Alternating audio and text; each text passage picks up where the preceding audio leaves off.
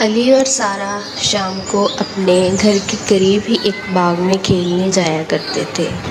وہاں پر محلے کے اور بھی بہت سے بچے آتے تھے۔ وہ لوگ وہاں کھیلتے کودتے، جھولا جھولتے اور جیسے ہی مغرب کی اذان ہوتی سب اپنے اپنے گھروں کو واپس چلے جاتے۔ آج گرمی معمول سے کہیں زیادہ تھی تو بچے تعداد میں کافی کم تھے۔ علی اور سارہ وہاں کھیلنے گئے۔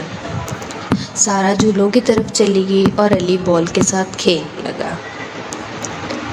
اتنے میں وہاں ایک غبارے والے کی آواز آئی۔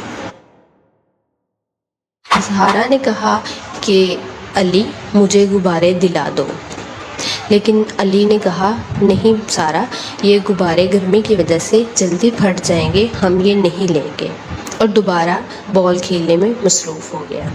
سارہ منہ بنا کر ایک طرف بیٹھ گئی۔ پاس ہی ایک والا شخص کھڑا یہ باتیں سن رہا تھا۔ اس نے سارہ سے کہا یہ میرے سے پیسے لے لو اور جا کے غبارے لے لو، لیکن سارہ نے وہ شخص پہلے کبھی نہیں دیکھا تھا۔ وہ اس شخص کو دیکھتے ہوئے ڈر گئی اور اس نے شور مچا دیا۔ سارہ کا شور سن کر وہاں کھڑے اور بھی بہت سے لوگ ان کی طرف متوجہ ہو گئے۔ یہ چیز دیکھتے ہوئے وہ شخص دیکھتے ہی دیکھتے وہاں سے غائب ہو گیا۔ علی اس چیز پر بہت شرمندہ ہوا کہ وہ اپنی چھوٹی بہن کا خیال نہیں رکھ سکا۔